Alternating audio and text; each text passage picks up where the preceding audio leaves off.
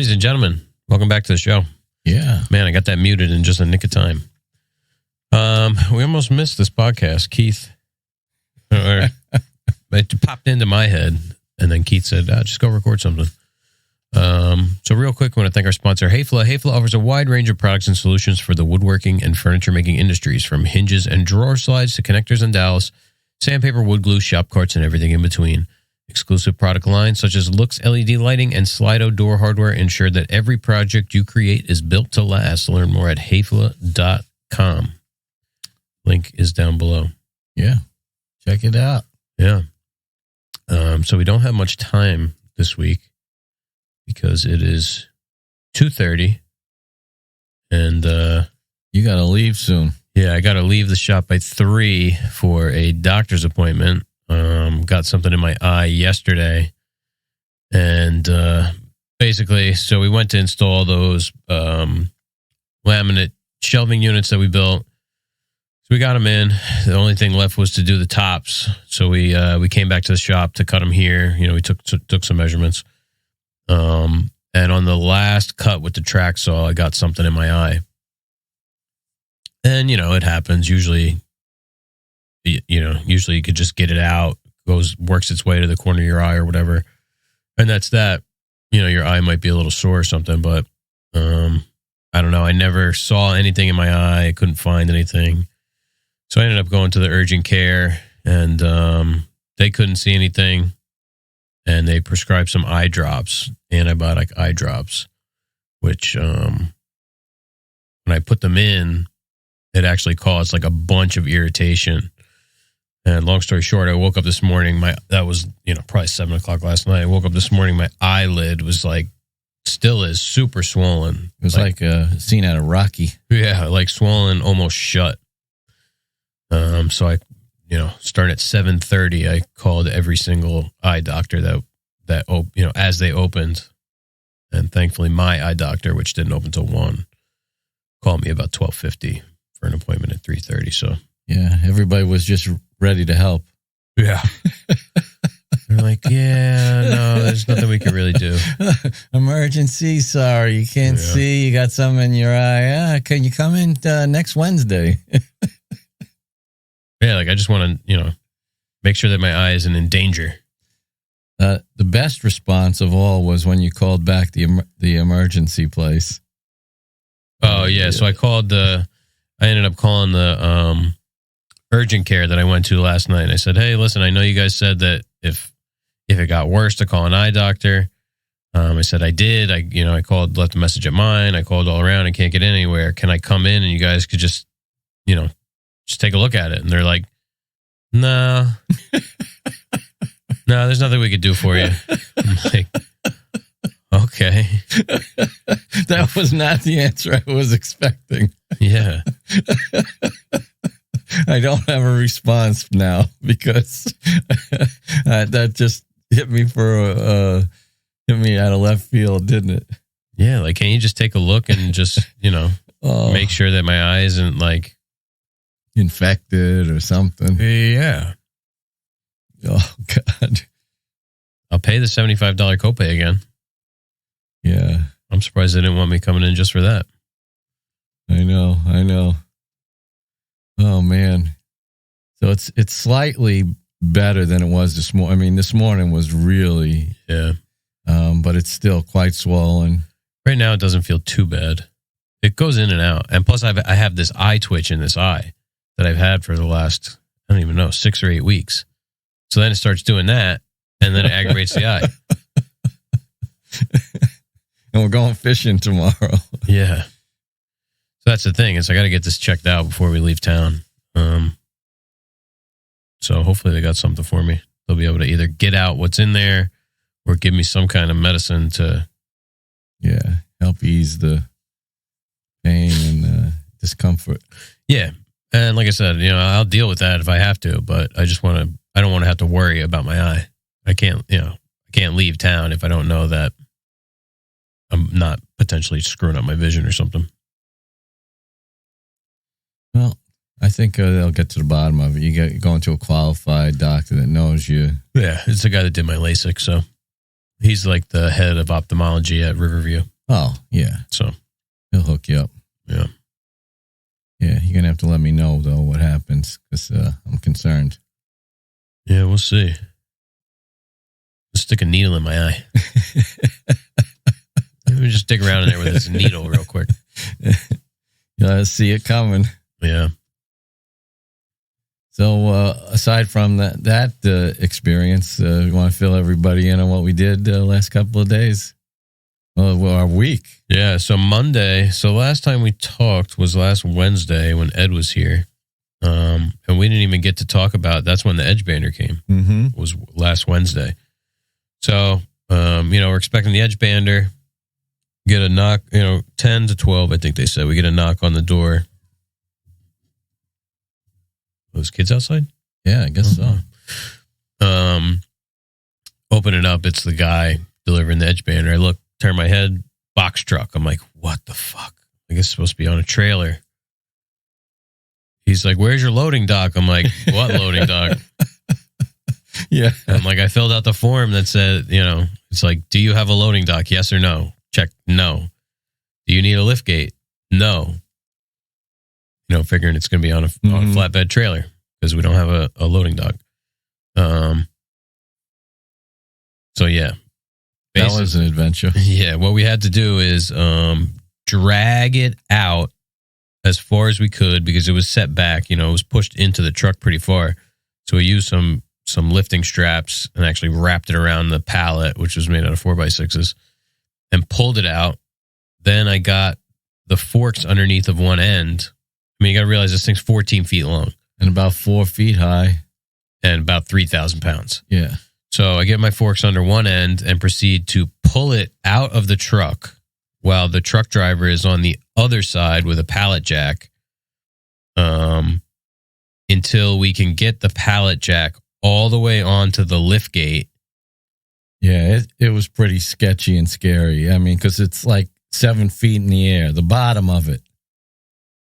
Yeah, maybe a little bit, maybe about 5 feet. Yeah, that's right, because it's the bottom, it's the truck. The top, yeah. So this thing is up, the top of it's 10 feet in the air, and I've got the forks under one end, and he's got the thing. So there's, 10 feet in the middle. That's just over nothing. There's cars going by. I'm expecting the thing to roll off of roll off the forks and freaking crush a car. Right, we're on Main Street in Keensburg, literally. Yeah. So we finally get it out to the lift gate and then lower the lift gate and the forklift sort of simultaneously, as best as we could. And then it was easy. Then, I pulled it back. He got the pallet jack under one end and the forklift behind it. We pushed it in the shop into place, took it off the thing, hooked it up, hooked up whatever we had to do, the dust collection and rough level it and all that shit. And then Monday, Brian and Josh from RT came by, set it all up, and we actually edge banded all the parts for the job that we installed the last 2 days. So it was like, we were here till 7:45. Those guys stayed. So big shout out to them. Yeah. They stayed all the way till the end and saw us through the whole job. So yeah, they kind of led the way at the beginning. Then towards the end, they just kind of watched us do it. Yeah, and it was, it's one thing to walk around the machine and say, okay, this knob does this knob does that, this is that, this is this. But to actually run parts and, okay, we ran into a little snag.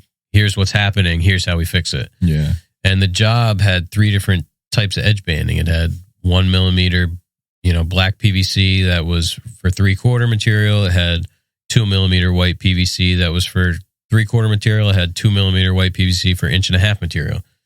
So we were running 3 different types of edge banding. Did you do what they call the tape at the bottom for the bottom? Oh yeah, so 4. We actually did 1/2 mil white on the bottom edges of the cabinet sides. Yeah, just to protect them from water and stuff. It was, and then we've used it a couple of times on our own. Yeah, with good success. Yeah. The one thing we did realize is that we definitely need a bigger compressor. The because that thing is something, isn't it? Yeah, that thing sucks air. And we actually like stalled the machine out a couple times where it'll shut the machine down if it senses that there's not enough air. Yeah. Because a lot of the stuff is air actuated. So we're in the market. If anybody's got one, or we're gonna start a GoFundMe. Yeah. So we need a 2-stage, probably it's 80 gallon, 60. Maybe we get away with 60. I don't know. You know, we need like 15 CFM, probably bare minimum. Yeah. Ideally more, but because we want to just be able to run stuff in there back to back to back. Yeah, but it's a pretty impressive machine. One of the things that's cool is it's got like this, whatever the window's made out of, Lexan or whatever, you can see it operating. Yeah. You know, you see the cutters and everything sliding up and down and moving and grooving in there. Yeah. Yeah, it's working great. I mean, that 1.5 inch edge banding with those nice radiuses on them, that came out really nice. Yeah. Yeah,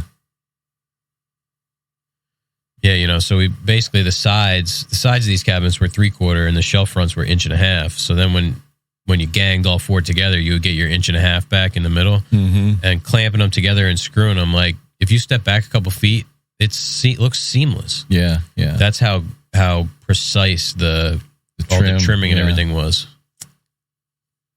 Yeah. Yeah, it came out good. The clients seem happy. We got taken to lunch. Oh, yeah. Yeah, Brian took us out to lunch. We went to Jelani's down the street, little luncheonette. That was our first time there, too. I thought it was good. Yeah. I'd go back. Yeah. Yeah, the bread was good. I think you left a fat tip on them because they were really, really thankful. Yeah, it seemed like it. When we were leaving. Yeah. Like, y'all come back now. Yeah. Tomorrow. But yeah, that was nice. Took a little, just stroll down Main Street, 2 blocks. Or 2 blocks. It's to park, I guess. It's that light. Yeah. Yeah, and had lunch. That was good. Josh was cool. He's got a kid on the way. Congratulations. Yeah. He was heading down to Newcastle, Delaware after. Yeah. I would have been so antsy if I had to go down to Delaware. He was just cool as a cucumber. Yeah. I'm sure it's a common situation where, you're setting up a machine. Man, that you could probably hear the compressor when I'm talking. Yeah. You're setting up a machine, you run into some kind of snag, and he probably works late like that all the time. Yep. Yeah, because he didn't know the thing with the compressor slowed us down quite a bit. Yeah, because, running like 8-foot long parts, you'd have to run one and then wait like whatever, 30 seconds or something, and then run the next one. And then after you sort of exhausted what was in the pig tank, you kind of had to like let the compressor fill back up. Yeah, a couple of minutes. Yeah, so it definitely slowed us down. Yeah, maybe we'll have to get to the bottom. Well, that little slow leak over by the forklift charger, we'll get to that. I think that's what's probably making the compressor run now, right? Yeah. Like just now, you mean how it kicked on? Yeah, probably. But yeah, even if that thing was running perfect, it's still never going to be enough. It's only 24 gallon, and we got the 30 gallon, 30 gallon, 35 gallon. Anyway, we only got about 50 or 60 gallons, and the motor on the thing is not big enough to fill it up fast. That thing, it's only 2 horsepower. I got to give that thing its props, though, man. We've run that thing hard. They're like, let's give the compressor a break. I'm like, we don't give that thing a break when the laser's running. 1,500 boxes, it's done. Yeah, I mean, that thing has run 10 hours a day, basically running the entire time for 2-3 weeks. Yeah. Actually, probably more than that, 3 or 4 weeks. Right. So we could be writing a glowing review. Yeah. Chicago Pneumatic. Yeah, it'd be nice to have a little screw compressor, but just too expensive. Yeah, maybe we'll get lucky and find something used. Yeah. We haven't had a lot of luck with used equipment, though, have we? No. They all look mighty crusty, all the used compressors. Yeah, people leave them outside. That's not our style, really. No. We get into something for about $2,000. Yeah, piece of cake. That includes, running the wires and all that shit. About, $1,500, $1,800 for the compressor. Yeah. Wonder where Ed is on his bike today. It's a beautiful day. Yeah. He's got to be out on the Tiger. Yeah, you'd think. He might be traveling. Yeah. And so we edge banded everything, stayed late on Monday. Tuesday, we put everything together. Yep. And it went together pretty well. You had all kinds of templates made for the joinery. Yep. And so everything went together pretty well. Wednesday, we built everything. And Wednesday was Tuesday. Yesterday. Yeah, Tuesday. So we installed everything yesterday and put the tops in today. I'm all confused. I don't know what day it is anymore. It feels like Friday. Yeah. They were heavy to put together. A lot of bending because basically we put them up on the centipede stand, put one side, and then put all the horizontals into the side, attached them, and then brought it down onto like a little box that we built, and then put the other side on. Man, this eyelid is freaking swollen. Yeah, don't touch it. And then put the back on. Yeah. And then once we kind of figured out how to move them around, it was a lot easier. Putting that first one into the van. Yeah. That one wrecked me. That was heavy. Lifting it up off the ground, carrying it into the van. Yeah. Like two cavemen. We put this in van. Yeah, we realized we could, just tip it into the van and push it in. Let's be a little smarter for the next 6. Yeah. I'll never get that done. Yeah. Yeah, the first one I had to end on the corner on the ground. And basically had to just bend down and squat up. Yeah. And so we get to the second one. I told Jeff, I said, I don't think I can do another one. You have to go on that end. Yeah, I woke up that night in the middle of the night and my whole back and shoulders were killing me. Yeah. I'm like, man, I gotta take some Advil. Oh man. Just, screwing in all the screws from underneath is a lot of work. Oh, yeah, definitely. I mean, people who've done that know just pushing up. Yeah. Oh, yeah, but, I never did get one of those once bitten donuts. Yeah, well, maybe next time. Yeah. There's this place right next to the window treats. How we doing on time? Not bad. We should probably wrap it up though, because I'd like to get this uploaded before I gotta. Yeah. So once bitten, one of those fancy donut places, where you buy a $4 donut with lots of toppings on it. Yeah. You still can't beat a good Krispy Kreme. No. Or something, just like a good glazed donut. It doesn't have to be Krispy Kreme. It could be that was the thing. I mean, I went in there. I had full intentions of getting a donut, but I got behind some guy on his cell phone who was going to order a dozen. He was like one of those kind of guys I don't really like. And a yuppie. Yeah. I said, let me get out of here. But the donuts themselves didn't impress me. I think their whole thing was lots of goofy toppings. Yeah, I'm not into that. So I don't want Captain Crunch on my donut. Yeah, so I got out. And the thing about those fancy donut places, the donuts are so small. Mm-hmm. Yeah. Yeah, they were small and they weren't impressive, Yeah. So I mean, I'm a pig, but I could eat 3-4 donuts. Yeah, I could equal that, I think. Yeah. Yeah. Well, before we get off on a tangent, we better sign off. I'll get this uploaded before we got to head out to the old ophthalmologist. Yeah, I want to thank everybody for listening. Yeah. Have a great weekend, and we'll let you know how our fishing trip turned out. Yeah, tune in next week. All right, ciao. As always, Rob and I thank you for tuning in, and we'll see you next week. If you want to help support the podcast, you can leave us a review on Apple Podcasts. Again, we appreciate your support. Thanks for tuning in.